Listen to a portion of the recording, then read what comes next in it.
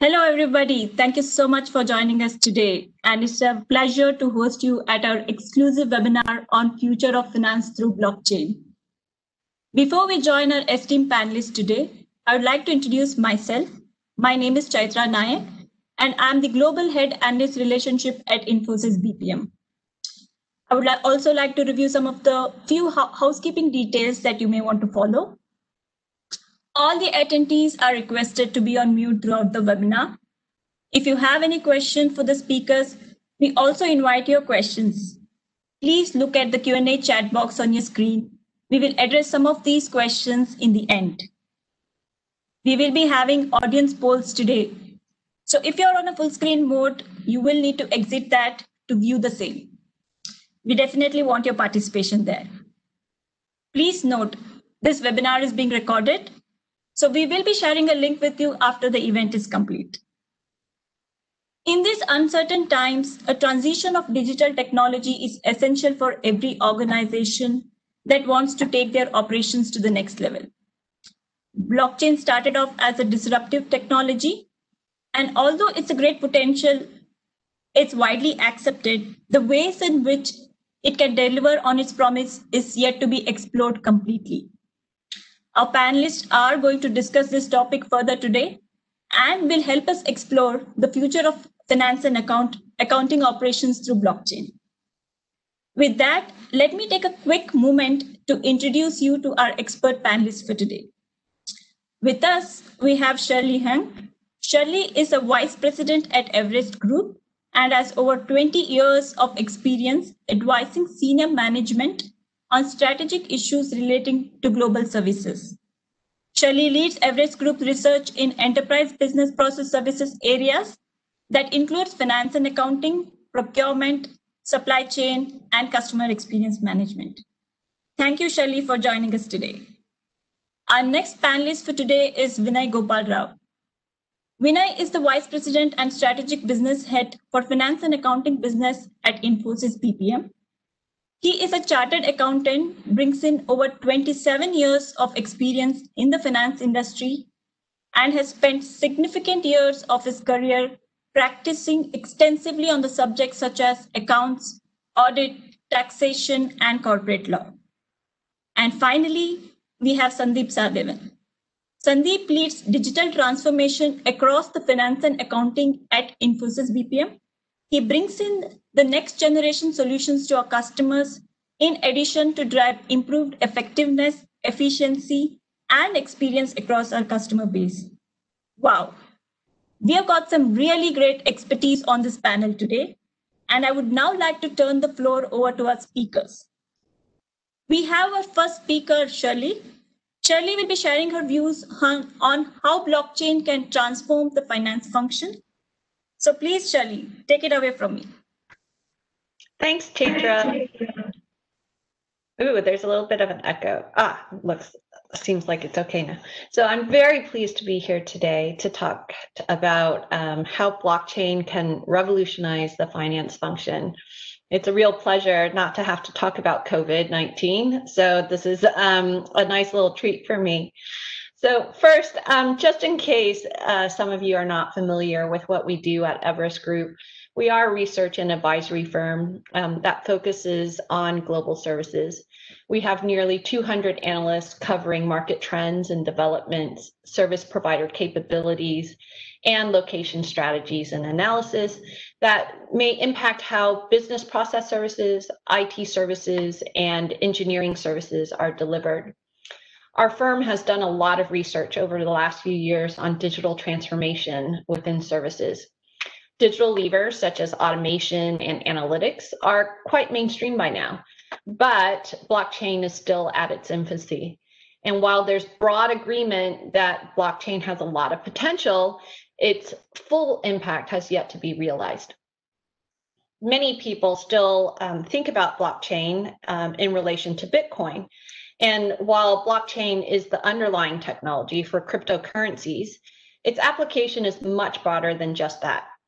At its simplest, blockchain is an encoded digital ledger or a database of transactions in the form of digital blocks of information arranged in a chain. So that's the name, blockchain. Multiple users validate these blocks through consensus mechanisms that are shared across a public or private network. And blockchain can act as a platform to share and validate data across different technology tools while enhancing process automation and data security. Once adopted, it dramatically shifts the way transactions are defined, tracked, shared, owned, and managed. The power of blockchain to transform and dramatically shift the way we handle transactions lies in its ability to create trust among people who would otherwise have no reason to trust each other. The chain of blocks containing the transactions are stored in a shared and distributed ledger that is replicated among users who, as I mentioned previously, validate the transactions directly.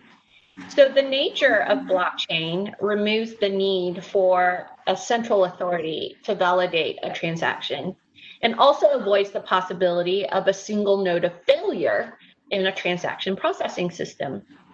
So this distributed nature of blockchain preserves the entire history of the transaction and is thus tamper-proof. Transactions in one block also do not conflict with each other or with any of the previous blocks in the chain, which eliminates potential double spending.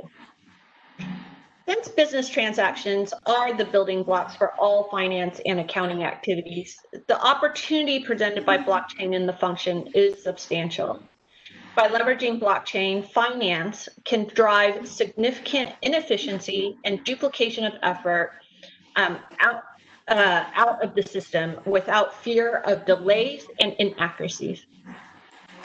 Blockchain reduces operational cost by eliminating duplicate efforts in maintaining different accounting books, and further reduces effort spent on data validation and coordination. Since each participant of the blockchain has access to the same information related to a particular transaction, this mutual access eliminates the need for data extraction from multiple data sources and subsequent reconciliation efforts, which significantly reduces period end closing to near real time. Third, in addition, all participants on the network have real-time access to the same transactions. So the need for resources associated with dispute management and handling are also significantly reduced. Another feature when applying blockchain to finance is that F&A transactions recorded on the blockchain can be traced back to their origin, because each block of information is linked to the previous one. This automates the capture of an audit trail for all transactions, essentially automating the audit process. Security is also a benefit of blockchain, since each transaction is cryptographically sealed and linked to the previous one. For added security, blockchain is stored on different nodes across the network, making it nearly impossible to tamper with the data. And finally, since blockchain solves key issues around data security and availability of sanitized data in real time, it enables real-time reporting and helps drive more robust decision-making by the finance function. So just to use a basic example, the traditional way to process a transaction is for company A to submit a purchase order to company B. And once company B receives the purchase order, it sends an invoice to company A. In the meantime, company A's order data and company B's payment data are being reconciled separately in their individual systems.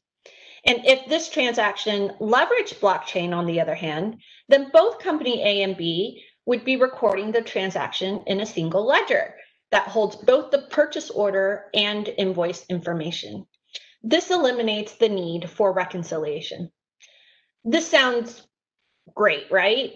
Well, we've also done some research to identify which of the finance processes are most suitable for blockchain adoption based on the potential business impact and ease of adoption. Unsurprisingly, the best candidates for blockchain are high volume processes that have high friction process flows and multiple intermediaries, such as accounts payable, accounts receivable, order management and billing, intercompany reconciliations, and general accounting. However, successful implementation requires coordination and collaboration with a wide variety of process participants. And this orchestration is most effectively handled by an entity that has disproportionate advantage over other partners to drive blockchain adoption. In other words, they're companies who can influence their vendors in executing, for example, its accounts payable process. We've already seen examples of large companies, including one of the largest CPG companies, as well as commercial bank, who are transforming their accounts payable process through blockchain.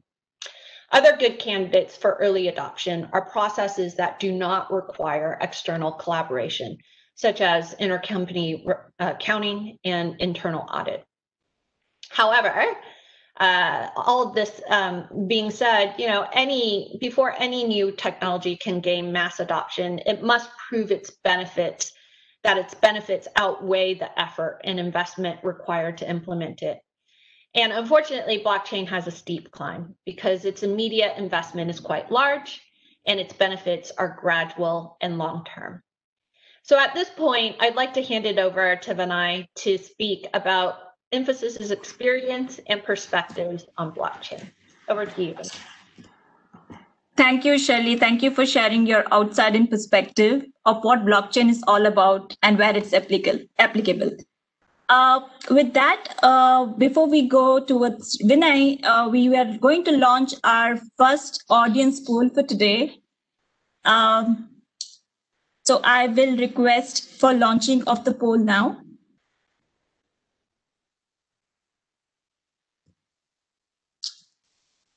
Is blockchain the catalyst for change in finance transformation? Wow. Audience, please let us know what you think. You heard it so far about the blockchain. Is it a catalyst for change in finance transformation?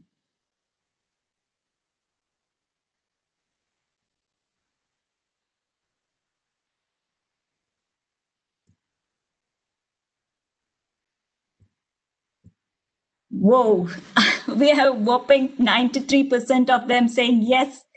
So yes, absolutely. And we agree that blockchain definitely is the catalyst for change in finance transformation.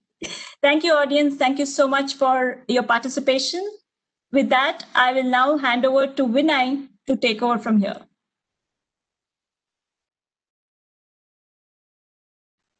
Vinay, you're speaking on mute. Sorry.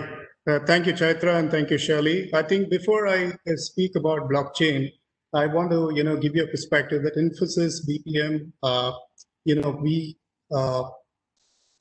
brought in technology into our finance and accounting process almost concurrently with starting the practice about 15 years back. We've evolved from, workflow to point solutions to platforms to blockchain now, artificial intelligence, machine learning. Now, while we have done that, we've also leveraged on our parent company, which is heavily invested in blockchain. We have about 700 plus practitioners there. And the synergy that we bring between our parent company and our business process management unit has helped us to be ahead of the curve as far as blockchain is concerned in the market. Now, why blockchain? Right? If you look at the market itself, if you look at Europe, you have 22 European countries who actually signed up for a blockchain partnership. If I look at the statistics of banks and their investments in blockchain from 2018 to 2020, the investments have doubled. And we look at revenue potential by 2025, we're looking at a $200 billion market. Wow, that's a lot in stake for everybody. And then let's look at what the CFOs face and how could we help accountants, auditors, and the CFOs on this blockchain journey. If you look at it, they are constantly hampered by processes which are manual, require a lot of intermediaries, require a lot of intervention, and lacking in digitization. And blockchain brings all of these aspects to the fore and solves these problems. Even if you look at books of accounts, what is the accountant and the auditor concerned about? It's about the accuracy of the financial statements as well as the controllership of assets. And both of these are taken care of blockchain, which really means that all accountants and auditors can really focus on recording and reporting of transactions, right? And then let's look at how traditional finance has provided you with a single point of control, a centralized database, whereas a blockchain has a distributed database, and it gives you distributed control, which is very, very important for making your financial processes more and more efficient. And then digitization. We know that the world is hugely being digitized. You have a lot of online transactions which are going to happen, and payments. There's a huge potential for fraud. Now, blockchain with safety protocols which are built in it can help you in real-time settlement of payments, as opposed to nowadays it takes about 2 to 3 days. It provides for accuracy. It will enhance your working capital efficiency. It will ensure that your payment overheads are reduced. So multiple benefits, right?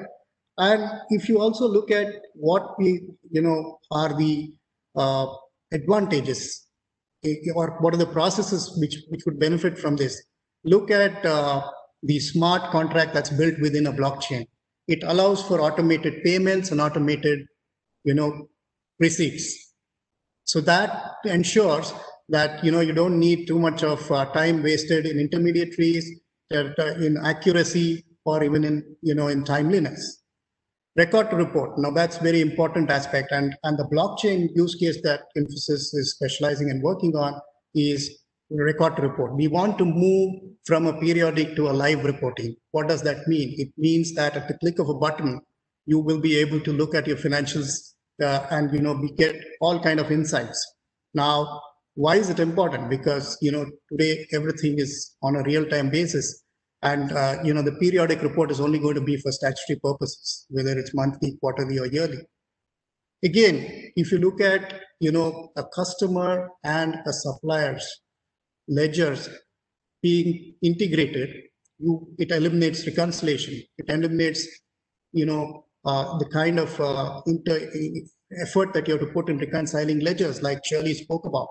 If you look at the intercompany units buying and selling within themselves, they are connected through this distributed database. Again, it eliminates that, right? And the last but not the least is you have interconnected databases within the blockchain, which will eliminate automation opportunities which come the way of other tools and technologies. So these not only are these advantages, there are also certain things which we believe are measurable. You look at the 90, 95, 40, and 25 rule. I believe that 95% of the errors can be eliminated. You could improve the efficiency by 40%, and you could improve the customer experience by 25%.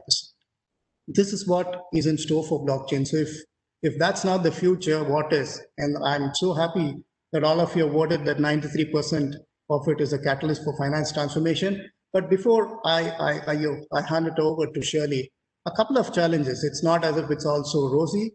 There are a couple of hurdles. One is, bringing all these people, these suppliers, the customers, the banks, intercompany units within one ecosystem, right? That's going to be a challenge. We know that e-invoicing is as old as the hills, but bringing the vendor onto the platform is so difficult. So I think the change management is a challenge that we'll have to come over. The second is also we're trying to grapple over what could be the business case. But I believe that the solution around these two is just around the corner, and that our focus on blockchain is only going to increase with time. Shirley, do you think you want to give some perspectives, an external perspective, some of the challenges and other elements? Sure. So, to your point, there are some substantial challenges to mass adoption of blockchain. In addition to some of the ones that you just mentioned, talent is also an inhibitor. There's a significant gap in the available talent with expertise in cryptography and distributed systems. And this gap is even greater in F&A due to the lack of blockchain talent that also has finance expertise. It's also difficult to achieve scale in blockchain adoption due to the decentralized nature of blockchain and its consensus-based mechanism. Stakeholder ecosystems evolve as an organization scales, and blockchain must support multiple systems to onboard more stakeholders. And since different parties follow different reporting and compliance standards, it's a growing challenge when multiple stakeholders that follow different mechanisms are onboarded onto blockchain. Regulatory issues may also hinder the growth of blockchain, since existing regulations may not yet cover some of the new concepts that are needed, such as cryptographic signatures and individuals being viewed as data owners. Blockchain is not yet nimble enough as well to adopt to constantly changing regulatory and tax systems that does vary by geography. And finally, but not least, you mentioned change management. There are a number of governance and change management issues that need to be addressed. Governance challenges rise with the increasing number of participants, and there's increasing increasing interactions with other blockchains as well. So by adopting blockchain, companies must make significant process and technology changes, which also leads to disintermediation, which I talked about before in the areas of, for example, data consolidation and reconciliation. And undoubtedly, that's going to lead to employee pushback.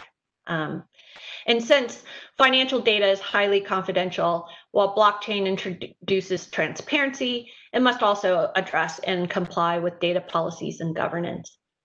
But as you said, Vinay, as blockchain technologies mature, many of these challenges may be resolved, for example, through new alternatives to the existing blockchains that are in place now, which would offer similar benefits without these kinds of concerns. And in the meantime, we know that governments are already working to develop regulations and standards relating to blockchain. And we're seeing blockchain engagement move from the proof of concept stages to final deployment in many organizations.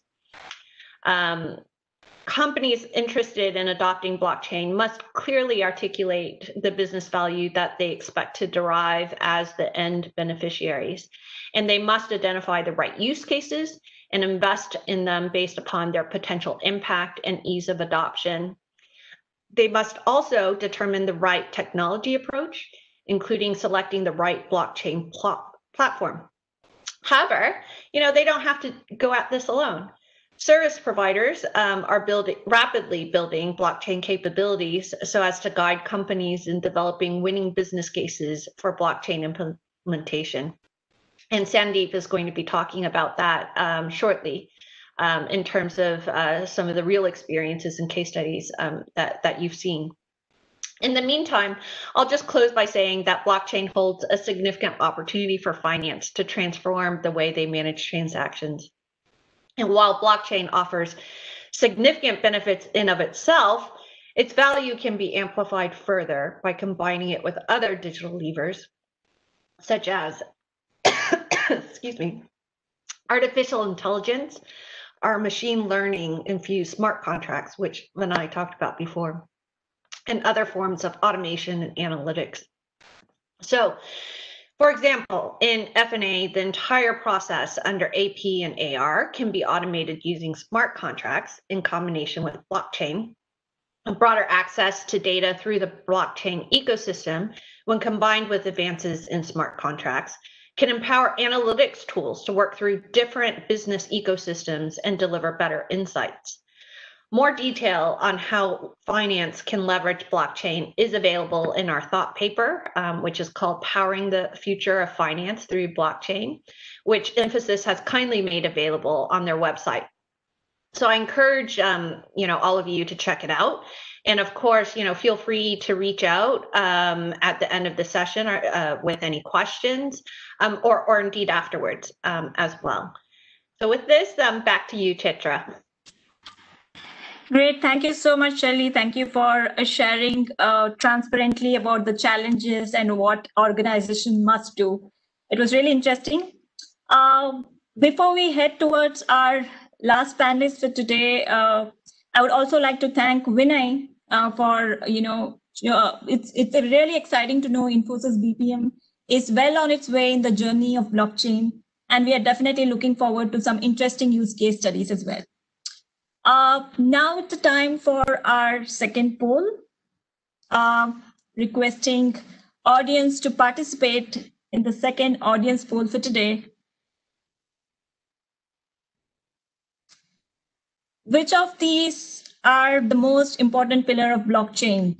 Decentralization, transparency, security, all of the above. You've heard our panelists, so panelists, what do you think would be the answer? All of the above.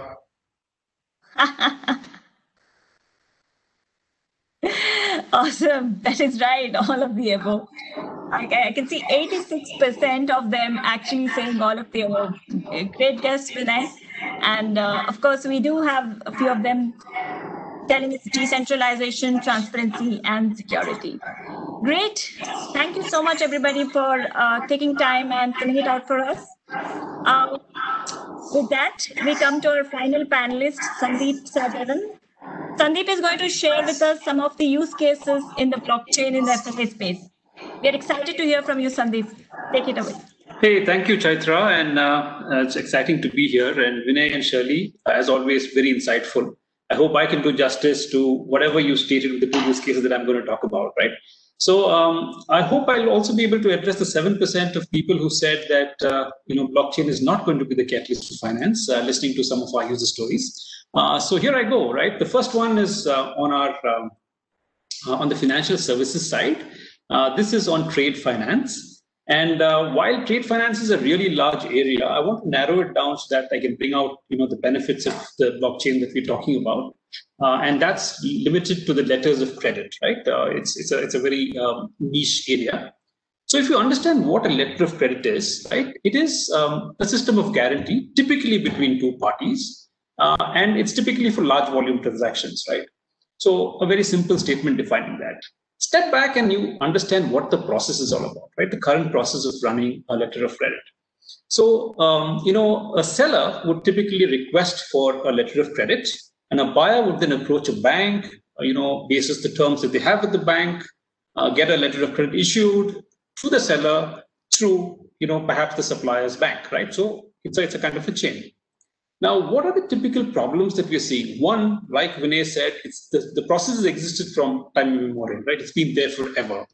Second is, it's a very siloed transaction. Just look at it, right? It's a trade connect between two people, but you have an intermediary bank. So there's a buyer to bank connection. There is a bank transmission between two banks. Then there's an intimation system which goes back to the seller before the trade is completed, right? So it's a very involved process.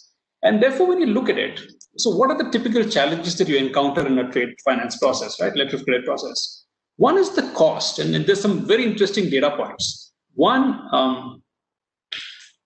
we're a little ahead of it, but perhaps I'll come to the slide as well, Chaitra. But importantly, the cost is about, if you look at OECD, the Organization for Economic Cooperation and Development, they have stated that about 15% of your trade costs are absolutely, your documentation and your, the cost related to the transaction itself, right? That's a significantly big amount of, transaction cost, right? The second is time. Anybody who's worked on a domestic letter of credit, right, will tell you that it's not like an instant click away. It will take you about a week to 10 days for that transaction to come through, right? And assuming that there are no, amendments or any of those things. So it's a very time-intensive process. Third one is authenticity. Now, when there is a paper trail, there are challenges, right? And the entire process of letters of credit involve documents flowing around, originality of documents, duplicate financing. You must have read about enough, cases in the press to understand what that's all about, right? And finally, if you're looking at a siloed process, visibility, you go to the bank, 3 days, no news, then you get an intimation, 3 days again, everything is quiet. It's a very, it's not very intuitive. There are not enough visibility that you get on it, right? So then I want to talk about what we've been able to do. So the Infosys Trade Connect platform is actually a suite, right? It's a blockchain suite that solves a lot of the problems that I've just stated, right? So the letters of credit is just one use case that it supports. It also does bills of exchange, supplier financing. It's got multiple use cases that it supports, right? So genesis of this platform is, Vinay spoke about 2 years. Coincidentally, this is also a 2-year kind of a time frame. A couple of years back, a few banks got together and were trying to look at what is the change that they can bring in through blockchain. And they formed a kind of a consortium, and the pilot was done with a consortium of 7 banks. Right, the Infosys was the technology partner. So and what is the system? Basically, it's a cloud-hosted distributed ledger system, and that is it's completely API driven. And what that means is, right, it's kind of a system of augmentation rather than you don't have to really change your banking systems to support this new way of working, right? So it augments your existing investments that you've made in your platforms, right? So what is the system? So the couple of years that we've been running this pilot, it's been a resounding success. So today we are live with 15 banks, right, on their domestic letters of credit are on the platform, and that's a significant achievement. And what are the banks seeing using the platform that we just spoke about, right? One, it has been able to kind of bring in new technology without having to rip and replace everything they've had. So the augmentation is something that is very, very, I would say, the breakthrough, because it's very API driven. The second is, the operational efficiency that come through this platform, right? So typically the 9-day process of a domestic letter of credit has now been reduced to 2 days. So that's 80%. We've kind of overachieved. Vinay said he wanted 40%. We are talking about a 70 to 80% improvement in the operational efficiencies, right? So significant movement on that. The third one is the cost. Now, if you leave the OECD data apart, if you look at what a letter of credit cost involves, right? One, there is a cost of transmission. So typically banks use the SWIFT network to communicate with each other and to message each other, right? That's typically how most banks work, right? So with the blockchain, with the Trade Connect blockchain, we have been able to eliminate the entire SWIFT model, right? So the transmission happens on the network. So that's one big ticket item. And secondly, the reams of documentation that move between all these participants, that's all gone away, because right now, all the documents, all the trade collateral are right now on the blockchain networks, right? So significant benefits there.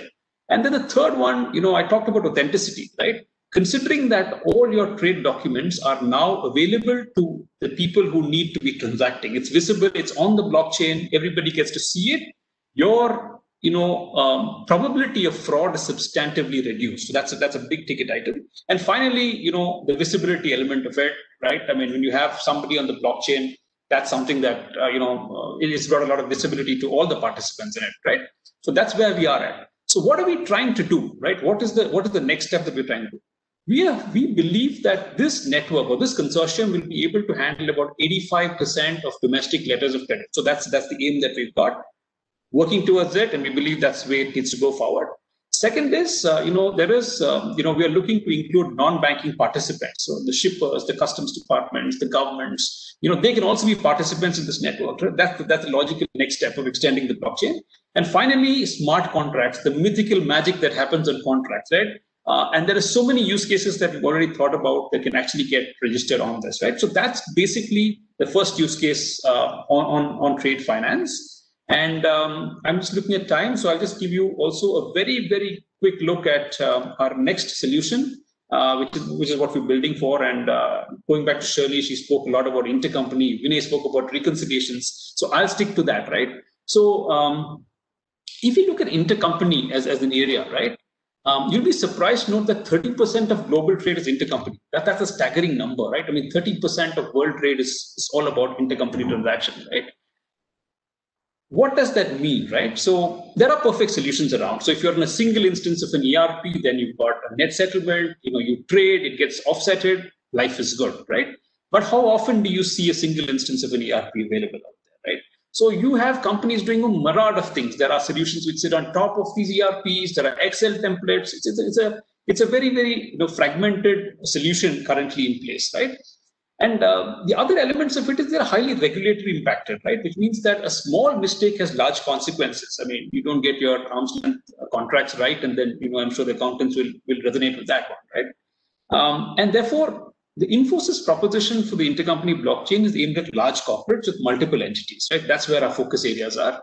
And it's a private permissioned intercompany network, which typically will work within your organization. And it uses a shadow validation system. Well, what that means, it's again an API first build, which means that we're not intending to replace any of the ERPs. It's going to be a system of replication where a lot of the triggers that happen on the ERPs get replicated on the blockchain. It can also work reverse, where you can initiate transactions in the blockchain that gets recorded in your ERPs, right? And since it's API driven. And we are also looking to add the most components of intercompany. Reconciliation is a logical first step in terms of what the solution will cover. But it also is capable of taking care of the purchase and sales ledger. So the entire transactions that exist today on the intercompany side can be done. We also support a net settlement in geos that allow net settlement to happen, right? So it's a holistic framework, and we believe that these are the kind of solutions that are going to change the world. So for the 7% who didn't believe that finance is changing, I just wanted to leave you with these two use cases. We are very excited about what blockchain can bring to the finance world, and we're working very hard to get there. Back to you, Chaitra. Thank you, Sandeep. Those were some brilliant use cases. Great way to close the discussion, I believe. All right, we are now at the last section, which is the Q&A section. So please make sure you use the Q&A chat box to ask your questions to the panelists. But before that, one last and final audience poll for today. And I would request for the poll to launch. Okay, which of these pose a bigger challenge in adopting blockchain? Regulatory framework, change management, business case. Okay. I have an answer in mind. I'm trying to see if the audience are going with my answer.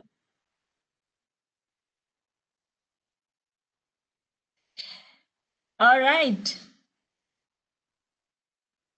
And we close it. And I believe regulatory framework, 53% of the audience say it's regulatory framework. I was leaning towards change management, but close enough. The next 49% says change management and rest the business case.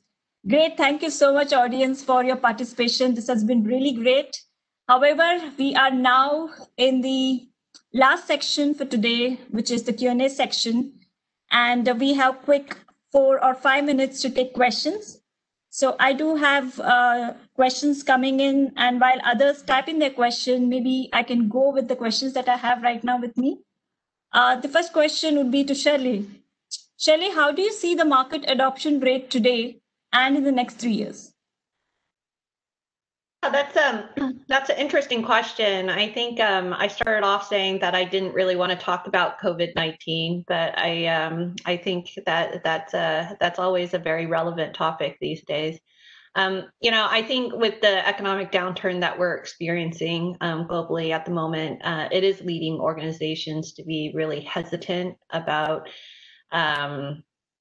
committing short-term to substantial investments, especially in new and lesser proven technologies, such as blockchain. But the good news is that we are seeing signs of recovery.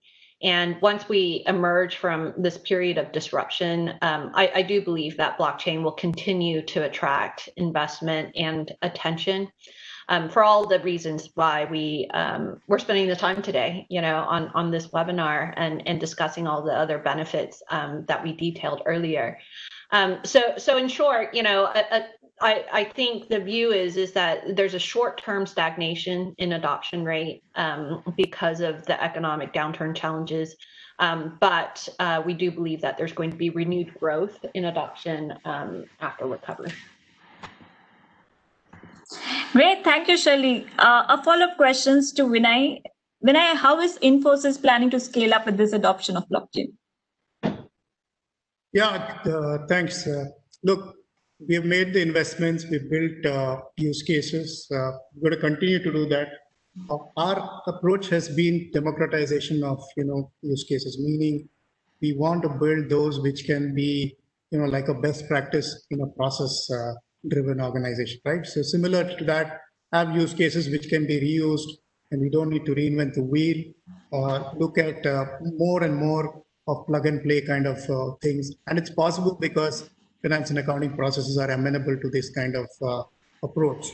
We're going to continue to invest in this space. We're going to continue to look at how we can transform the finance process using blockchain and other technologies that may come in the adjacencies. But we believe that in the next short to medium term, we can use that to revolutionize the finance and accounting world. Okay, thank you, Vinay. That was good. And we do have a lot of questions coming in, but we are short of time. So I probably can take another 2 questions. Okay, let me see. Will blockchain, sorry, there are a lot of questions coming in. I'm just trying to pick one. So how will business that are already digital, such as SaaS platform or app-based services, benefit from blockchain technology? Any of the panelists who would like to answer that? I can take that. I didn't get the final part of the question, but but I think I get the drift of what the message is. So the way we look at it is that there are multiple ways to arrive at a destination or a solution, right? If you look at how the platform that we are engaging in today evolved, right, from the initial stages, there's been a very gradual progression.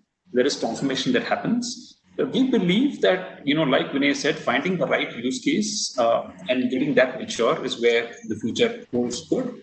And an example of, different technologies doing different things is something that we see all the time. But there will be technologies like blockchain which solve a lot of problems, right? I mean, if you look at the number of ticks you have on to solve a problem, then these are the reasons why we see a lot of companies, ask us about blockchain, the interest in blockchain, while there are traditional solutions out there in the market. So one is it's going to be evolving, and some of the features that blockchain naturally give you will bring the use cases to life. So that's what I would say. That's how people will benefit from blockchain story. Sure. Thanks, Sandeep. To Vinay, to how far the blockchain could help the accounts payable team in processing the documents on time and accurately? Well, I think that's the strength of blockchain, right? In the sense that where there is any process that is volume-based, which requires a lot of interventions, which has manual processes, etc. Blockchain, with its distributed ledger system, helps in completely eliminating these manual interventions, in the intermediaries, and obviously improves the accuracy and as well as timeliness. Like I said, we're looking at 95% reduction in errors, which means we're really going to take accuracy to a different level. And then the most important to be in accounts payable is going to be the settlement of transactions online in a digitized world, which is prone to frauds, and the safety protocols that have been built within blockchain are going to be the best friend for us as far as accounts payable is concerned. So accuracy and timeliness is just for me business as usual, but some of the other potential risks that we worry of today is going to go away. Great. Thank you so much, Vinay, and thank you, audience. I see so many questions coming in, and thank you so much for the question. However, we are running out of time, but don't worry, we will probably take down all these questions and respond to you offline. We'll definitely try and do that. All right, so we are at the end of the show. Today's session, there was some amount of demystifying of the blockchain and its potential to transform finance and accounting. It's quite evident from our discussion that blockchain is going to be a very strong lever going forward. And sooner organization adopts, better it is, or else we are left behind in this transformation journey. That's my biggest takeaway. Thank you, panelists, for such a great show. And thank you so much, audience, for your engaging conversation and great response to all our poll questions. Please remember you will receive a follow-up email within 24 to 48 hours with a link to view your recording of today's webinar. And on behalf of Infosys BPM and panelists for today, thank you once again for joining in. And I wish you all a wonderful rest of the day. Thank you so much, everyone.